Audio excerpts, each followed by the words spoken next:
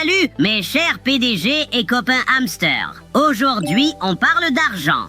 Tout d'abord, on a l'histoire d'un type qui a acheté 3 bitcoins pour s'enrichir encore plus, mais qui a tout perdu. Ensuite, on découvre comment le beau gosse, Ryan Reynolds, est passé d'idole de Hollywood à milliardaire. Spoiler, ce n'est pas son jeu d'acteur qui lui a rapporté tout ce pactole. Prêts à vous lancer? Allons-y! On plonge dans une histoire qui commence bien, mais dérape soudainement, comme une boule de hamster qui dévie en bas d'une colline. Cette histoire implique quelques bitcoins, de grands espoirs et un gros échec. Prêt pour un facepalm? Allons découvrir ça. J'ai acheté 3 bitcoins. En 2021, ils ont atteint 60 000 $. Un ami qui était à fond sur le bitcoin m'a dit qu'en 2025, un BTC vaudrait 500 000 $ et qu'en 2030, il serait à 1 million de $.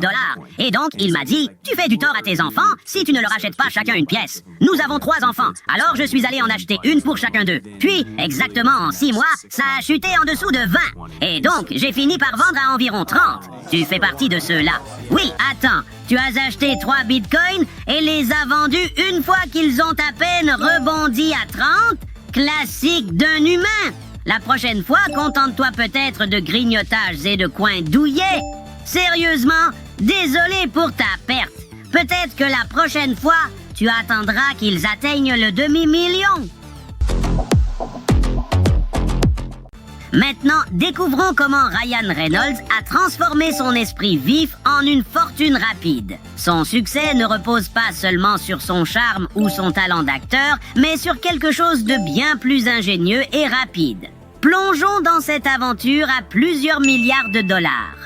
Ryan Reynolds est maintenant milliardaire. Mais ce n'est pas grâce à son métier d'acteur, c'est grâce à ce qu'il appelle la publicité rapide. Il a acheté une entreprise de marketing numérique et insiste pour que toutes les entreprises qu'il acquiert réagissent rapidement à l'actualité en créant des publicités instantanées autour de ses actus. Par exemple, avec Peloton, quand une publicité controversée montrait un mari offrant un vélo d'exercice à sa femme, tout le monde a réagi. En moins de 48 heures, l'équipe de Ryan avait écrit, tourné et diffusé une pub basée sur cette histoire, détournant l'attention du public et générant un grand nombre de ventes. C'est là le secret du succès de Ryan. Ce n'est pas ses millions d'abonnés, mais sa capacité à capter l'attention rapidement et à en tirer profit, créant ainsi des marques à plusieurs milliards de dollars, encore et encore. Créer une pub en 48 heures, c'est une éternité pour un hamster, non?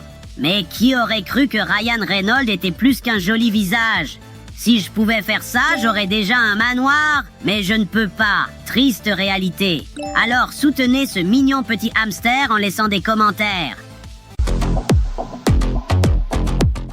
Merci d'avoir regardé les Kryptoniacs. Pour plus d'analyses, likez, abonnez-vous et on se retrouve dans la prochaine vidéo. N'oubliez pas, les hamsters sont puissants. Un pour tous et tous pour un. À bientôt.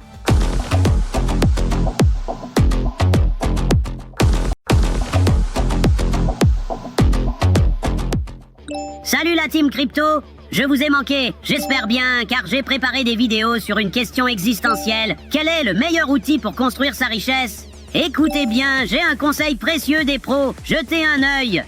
Si vous dépensez 5 $ pour votre café du matin, 15 $ pour un bon déjeuner du food truck, 4 $ pour un transport coûteux, 2 $ pour une friandise et 1,40 $ pour des abonnements non désirés, c'est comme dépenser 10 000 $ chaque année. En revanche, en préparant votre café chez vous pour 50 centimes, en voyageant à moindre coût, en préparant un déjeuner à emporter pour 4,50 $, en vous passant de la friandise et en annulant les abonnements inutiles, vous économiseriez 7 810 $ chaque année. Si vous investissez cet argent dans un fonds indiciel à faible coût, avec un rendement moyen de 8% par an, en 30 ans, vous auriez plus d'1 million de dollars. Une stratégie intéressante, non? Moi, je ne suis pas encore prêt à lâcher le café noisette du boulot. Peut-être que je vais apprendre à le faire chez moi. Et vous, comment vous faites pour économiser? Dites-le en commentaire. Cependant, certains disent que l'objectif n'est pas seulement d'économiser, mais de trouver des moyens de multiplier son argent. Écoutons ça. Les vrais riches ne pensent pas à épargner, mais à rendre chaque dollar plus productif. Ceux qui épargnent cherchent à ne rien dépenser, tandis que les personnes qui gagnent et se développent se demandent comment faire en sorte que chaque dollar dépensé amène des amis lorsqu'il leur revient. Et je pense que c'est ce qu'il faut faire, le multiplier. Exactement, plutôt que de simplement le garder sous le matelas. Waouh, À vrai dire, mes économies sous le matelas me tiennent chaud en hiver, haha. Mais je pourrais acheter du rembourrage à la place et investir mon argent pour récolter plus de noisettes. Ne ratez pas les prochains épisodes pour rester en avance.